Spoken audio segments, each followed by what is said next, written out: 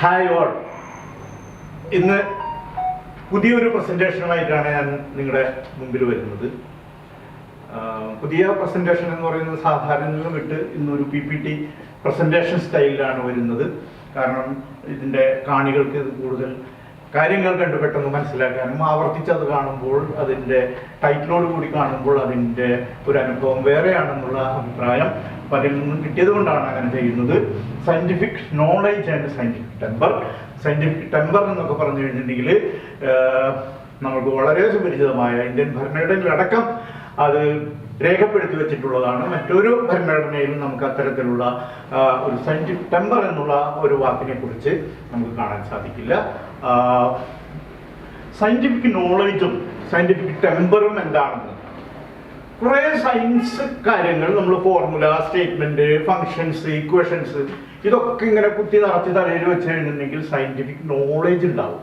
പരീക്ഷയ്ക്ക് എഴുതി നമുക്ക് നല്ല മാർക്കൊക്കെ മേടിക്കാം. പക്ഷെ അവർക്ക് സയൻറ്റിഫിക് ടെമ്പർ ഉണ്ടാകണമെന്നില്ല, ഒരു സംശയമില്ല. സയൻറ്റിഫിക് ടെമ്പർ എന്ന് പറഞ്ഞു കഴിഞ്ഞിട്ടുണ്ടെങ്കിൽ സയൻസിനെ, അതായത് ശാസ്ത്രീയമായ വഴികളിലൂടെ കാര്യങ്ങൾ കണ്ടെത്താനുള്ള നമ്മുടെ ഒരു സ്കില്ലുണ്ട്. ആ സ്കില്ലിനെയാണ് നമ്മൾ സയൻറ്റിഫിക് ടെമ്പർ. അതിനൊരു മെത്തഡോളജി ഉണ്ട്. ആ മെത്തഡോളജിയിലൂടെ കാര്യങ്ങൾ നമ്മൾ കൃത്യമായി പഠിക്കുമ്പോഴാണ് നമുക്ക് സയൻറ്റിഫിക് ടെമ്പർ എന്ന് പറയുന്ന ആ ഒരു സ്കില്ല് നമുക്കുണ്ടെന്ന് പറയാൻ സാധിക്കുള്ളൂ.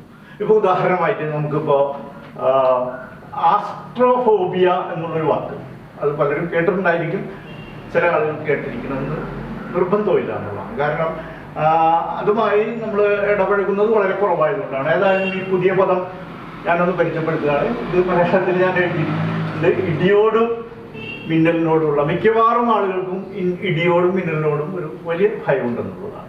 പ്രത്യേകിച്ച് നമുക്ക് മിന്നലിനേക്കാൾ കൂടുതൽ ഇടിയാണ്. നമ്മൾ ഇടി വരുമ്പോഴാണ് നമ്മുടെ കണ്ണ് പൊത്തി കണ്ണ് ചിമ്മി ആകെ പേടിച്ച് ഭയന്ന് ഓടുന്നത്. യഥാർത്ഥത്തിൽ ഇതിൽ ആരെയാണ് ഭയപ്പെടേണ്ടത് എന്നുള്ളത് നമ്മൾ ശാസ്ത്രീയമായി നമ്മൾ പഠിച്ചിട്ടുണ്ട്. പക്ഷെ എങ്കിലും നമ്മൾ ഭയപ്പെടുന്നത് ഇടികുടുക്കത്തെയാണ്, അല്ലെങ്കിൽ ഇടിയുടെ തണ്ടറിന്റെ ആ ഭീകരമായ ശബ്ദത്തെയാണ് നമ്മൾ, ഭയാനകമായ ശബ്ദത്തെയാണ് നമ്മൾ ഭയപ്പെടുന്നത്. ശരിക്കും അതാണോ സയൻറ്റിഫിക് ടെമ്പർ എന്ന് പറയുന്നത്? നിങ്ങൾ രക്ഷപ്പെട്ടു, അതായത് ഈ തണ്ടർ വരുമ്പോൾ നിങ്ങളൊരു വലിയ അപകടത്തിൽ നിന്ന് രക്ഷപ്പെട്ടു എന്നുള്ള ഒരു മുന്നറിയിപ്പാണ് തണ്ടർ. അത്രേ ഉള്ളൂ. ഇതാണ് സയൻറ്റിഫിക് ടെമ്പർ. കാരണം അപകടകാരി തണ്ടറല്ല, അപകടകാരി മിന്നലാണ്. ഹൈ വോൾട്ടേജിലുള്ള കറണ്ടാണ് അവിടെ ഉത്പാദിപ്പിക്കപ്പെടുന്നത്. അതിൽ പലതും നശിച്ചു പോകുന്നതും കരിഞ്ഞു പോകുന്നതും ഒക്കെ നമ്മൾ കണ്ട്, ആളുകളുടെ ജീവനൊക്കെ അവിടെ അപകടത്തിലാവുന്നത് നമ്മൾ കണ്ടെത്തുന്നതാണ്. അപ്പോൾ അവിടെയാണ് നമ്മൾ വസ്തുത മനസ്സിലാക്കേണ്ടത്. ഇടി എന്ന് പറഞ്ഞിട്ടുണ്ടെങ്കിൽ നിങ്ങളൊരു സിറ്റുവേഷനിൽ നിന്നോ അല്ലാത്ത ഒരു സിറ്റുവേഷനിൽ നിന്ന് രക്ഷപ്പെട്ടു എന്നുള്ളതാണ്.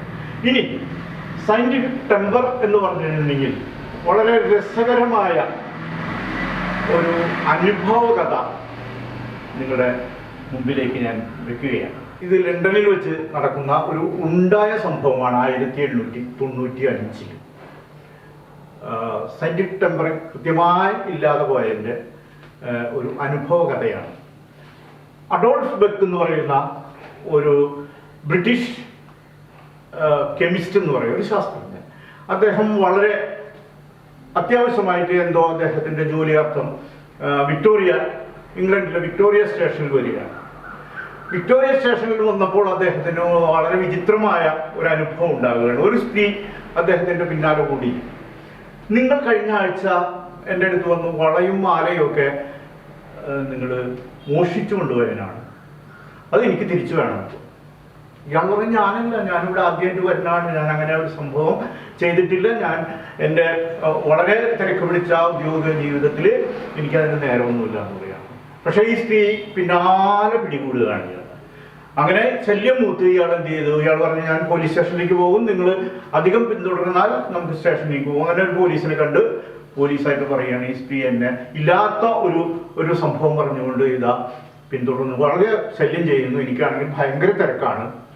പോലീസ് ചോദിക്കുമ്പോൾ ഈ സ്ത്രീ പറയുന്നത്, ഇയാൾ തന്നെയാണ് എൻ്റെ വളയും മാലയും അപഹരിച്ചു കൊണ്ടുപോയത്, അതുകൊണ്ട് എനിക്കത് തിരിച്ചു കിട്ടിയേ മതിയാകൂ. പോലീസ് പറഞ്ഞത് എന്നെ കൊണ്ട് നടക്കുന്ന കാര്യമല്ല, നമുക്ക് പോലീസ് സ്റ്റേഷനിലേക്ക് പോകാൻ പറഞ്ഞു. പോലീസ് സ്റ്റേഷനിലേക്ക് അദ്ദേഹം പോയി. അവിടെ ചെന്ന് പോലീസ് പറഞ്ഞ് ഇതൊരു പെശകുള്ള കാര്യമാണ്. കാരണം ഇത്തരത്തിലുള്ള ഒരുപാട് കേസുകൾ ഇവിടെ രജിസ്റ്റർ ചെയ്തിട്ടുണ്ട് ഈ പോലീസ് സ്റ്റേഷനിൽ. ഇതുപോലെ ഒരുപാട് സ്ത്രീകൾ വന്നതായിട്ട് വളയും മാറി. അപ്പം നിങ്ങൾ തന്നെയാണ് അതിന് ഉത്തരവാദി എന്ന് പോലീസും അവിടെ പറയുകയാണ്. അങ്ങനെ കേസ് ഫയൽ ചെയ്യുകയാണ്. ഇയാളുടെ ആകെ കുടുങ്ങി പോവുകയാണ്. കാരണം വളരെ തിരക്ക് പിടിച്ച ഔദ്യോഗിക ജീവിതം അദ്ദേഹത്തിന് സന്ദർഭങ്ങളും മുടങ്ങിപ്പോയി. അദ്ദേഹത്തിന് കോടതിയിൽ കൊണ്ടുപോവുകയാണ്. മജിസ്ട്രേറ്റും ഇതുപോലെ തന്നെ കണ്ടു. ഒരുപാട് കേസുകൾ ഇത്തരത്തിൽ അവിടെ കോടതിയിലും വന്നിട്ടുണ്ട്.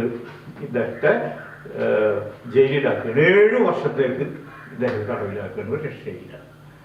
അപ്പോൾ ജയിലിലാക്കപ്പെട്ടപ്പോൾ സമാനമായ ഒരുപാട് കേസുകൾ ഇതുപോലെ വന്നിട്ടുണ്ട്.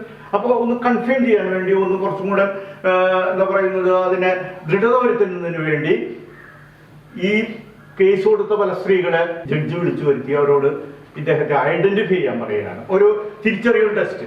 ആ തിരിച്ചറിയൽ ടെസ്റ്റ് നടത്തിയപ്പോൾ കണ്ട വളരെ രസകരമായ 12 സ്ത്രീകൾ വന്നിരുന്നു. 12 പേരും ഇദ്ദേഹത്തെ ഐഡന്റിഫൈ ചെയ്യുന്നുള്ളതാണ്. പിന്നെ വേറെ ഒന്നും നോക്കാനില്ല, അദ്ദേഹത്തെ ജയിലിലിട്ടു.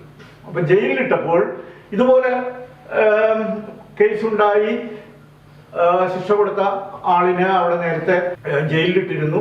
അയാൾ തന്നെയാണെന്ന് കരുതിക്കൊണ്ട് റിപ്പീറ്റഡ് തടവുപുള്ളി എന്നുള്ള രീതിയിൽ അദ്ദേഹത്തിന് 7 വർഷം തടവ് വിധിക്കുകയാണ്. 7 വർഷത്തിന് ശേഷം ഈ പാവം നിരപരാധിയായ മനുഷ്യൻ ഇവിടെ നിന്ന് വിധി കഴിഞ്ഞ് പുറത്തേക്ക്, ശിക്ഷ കഴിഞ്ഞ് പുറത്തേക്ക് പോവുകയാണ്. പുറത്തേക്ക് പോയി കുറച്ച് ദിവസം കഴിഞ്ഞപ്പോൾ ഇതുപോലെ തന്നെ വേറൊരു സ്ത്രീ ഇയാളെ അടുത്ത് വന്നതായിട്ട് വീണ്ടും പറയുകയാണ്, എൻ്റെ വളയും മാലയും മോഷിച്ചത് നിങ്ങളാണ്, അതെനിക്ക് ഉടനെ തരണം. രണ്ടാമതും പോലീസ് സ്റ്റേഷനിൽ പോവുകയാണ്. അപ്പോൾ ഈ ശിക്ഷ വിധിക്കാൻ ജഡ്ജ് ഒന്ന് പതുക്കെ സ്റ്റേ ചെയ്യുകയാണ്. ശിക്ഷ പെട്ടെന്ന് വിധി പറയുന്നില്ല എന്നുള്ളതാണ്. ജഡ്ജിനും എന്തോ ഒരു സംശയമൊക്കെ തോന്നിയിട്ടുണ്ട്. അങ്ങനെ ഈ സമയത്ത് തന്നെ വേറൊരാളെ പോലീസ് ഇതേപോലെ തന്നെ സ്ത്രീകളിൽ നിന്ന് വളയും, അതായത് അവരെ ഒരു ട്രാപ്പിൽ പെടുത്തിയിട്ട്, വളരെ ടെക്നിക്കലായിട്ട് ചില ആളുകൾക്ക് ഒരു കഴിവുണ്ടെന്നുള്ളതാണ്. അവിടെയാണ് സയന്റിഫിക് ഇല്ലായ്മ.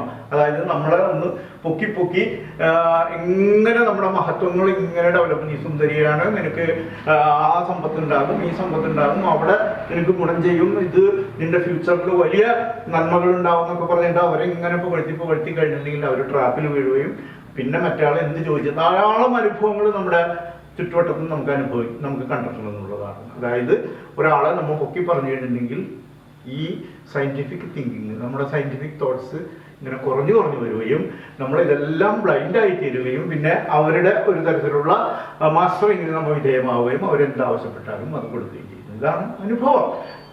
ഇങ്ങനെ ഇതേ കേസിൽ വേറൊരാളെ അറസ്റ്റ് ചെയ്ത് പോലീസ് കോടതിയിലേക്ക് കൊണ്ടുവരുമ്പോഴാണ് ചെയ്ത തെറ്റുകൾ മുഴുവനും അയാൾ കൃത്യമായി പറയുകയാണ്. അയാൾ കുറ്റം സമ്മതിക്കുകയാണ്. ഞാനാണ് ഇവിടെ കേസ് വന്നിരിക്കുന്ന എല്ലാ കുറ്റങ്ങളും ചെയ്തിരിക്കുന്നത് ഞാനാണ്. ജയിലിൽ ഉണ്ടായിരുന്ന സമയത്ത് ഞാൻ സൗത്ത് അമേരിക്കയിലായിരുന്നു.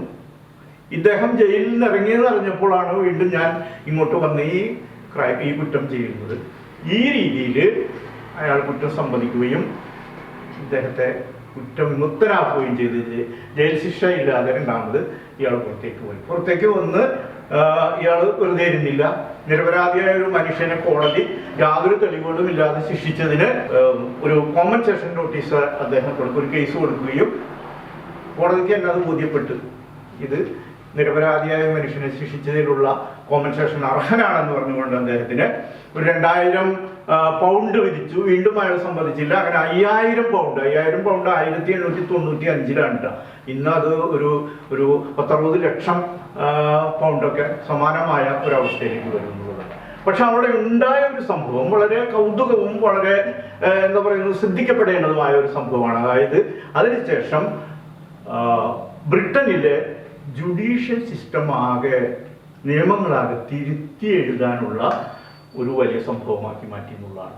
കാരണം വെറുതെ തെളിവുകൾ, കൃത്യമായ തെളിവുകളും അനുഭവങ്ങളും ഇല്ലാതെ ചില സാക്ഷികളെ മാത്രം മുൻനിർത്തിക്കൊണ്ട് നമ്മൾ തെളിവുകളിലേക്കും കുറ്റ വിചാരണയിലേക്കും പോയാൽ ഉണ്ടാകുന്ന അനുഭവം, ഇതാണ് സയന്റിഫിക് ടെമ്പർ എന്ന് പറയുന്നത്. അപ്പൊ സയന്റിഫിക് ടെമ്പർ ഇല്ലെങ്കിൽ നമ്മുടെ ജീവിതത്തിൽ പലതരത്തിലുള്ള, പ്രത്യേകിച്ച് ജയിലിലും കോടതിയിലും പോലീസ് സ്റ്റേഷനിലും നമ്മൾ ഒരുപാട് അപരാധങ്ങൾ നമ്മൾ കേൾക്കുകയും അതിന് ആത്മഹത്യ വരെ ചില ആളുകൾ, നിരപരാധിയായ ആളുകൾ, ചിലർ പാവങ്ങൾ ആത്മഹത്യ വരെ ചെയ്യുന്ന സന്ദർഭങ്ങൾ ഉണ്ടായിരുന്നു എന്നുള്ളതാണ്.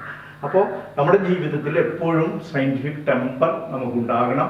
സയൻറ്റിഫിക് ടെമ്പർ എന്ന് പറഞ്ഞു കഴിഞ്ഞിട്ടുണ്ടെങ്കിൽ ഇപ്പോൾ ഇവരെ ഏജ് നോക്കിക്കഴിഞ്ഞിട്ടുണ്ടെങ്കിൽ തന്നെ രണ്ടുപേരെ നമുക്ക് വ്യത്യസ്തമായിട്ട്, സ്മിത്ത് എന്ന് പറയുന്ന ഒരു യഥാർത്ഥ കുറ്റവാളിയാണ് കുറ്റം ചെയ്യുന്നത്. പക്ഷേ ഈ അഡോൾഫ് ബക്ക് വളരെ നിരപരാധിയായിരുന്നു. പക്ഷെ അദ്ദേഹത്തിൻ്റെ ജീവിതം വളരെ കഠിനമായിരുന്നു. 7 വർഷം അദ്ദേഹം ജയിൽ ജീവിതം അനുഭവിച്ചു. രണ്ടാമതും അനുഭവിക്കേണ്ട ഒരവസ്ഥ ഉണ്ടാവുകയൊക്കെ ചെയ്തു എന്നുള്ളതാണ്. അപ്പോൾ സയൻറ്റിഫിക് ടെമ്പർ വളരെ പ്രധാനപ്പെട്ടതാണ്. ജീവിതത്തിൽ സയൻറ്റിഫിക് ടെമ്പർ നമുക്ക് ഉണ്ടായേ മതിയാകൂ. പല കാര്യങ്ങളെയും, പല കേട്ട കാര്യങ്ങളെയും വസ്തുതകൾ മനസ്സിലാക്കാതെ അങ്ങനെ വിശ്വസിക്കുക എന്നുള്ളതാണ്. അന്ധമായി വിശ്വസിക്കുന്നതിന് പകരം ശാസ്ത്രീയമായ മെത്തേഡിലൂടെ, ഇത് നമ്മൾ ഒരു ഇന്ത്യക്കാരൻ്റെ കടമയാണ്, ഉത്തരവാദിത്വമാണ്. സയൻറ്റിഫിക് അത് പ്രചരിപ്പിക്കലും നമ്മുടെ ഉത്തരവാദിത്വമാണ്. അതാണ് നമ്മുടെ രാജ്യത്ത് നിന്ന് ഇല്ലാത്തത്. ഏത് അന്ധവിശ്വാസം പറഞ്ഞാലും, ഏത് നുണ പറഞ്ഞാലും, എന്ത് പറഞ്ഞാലും ആരെയും വിശ്വസിക്കുന്ന.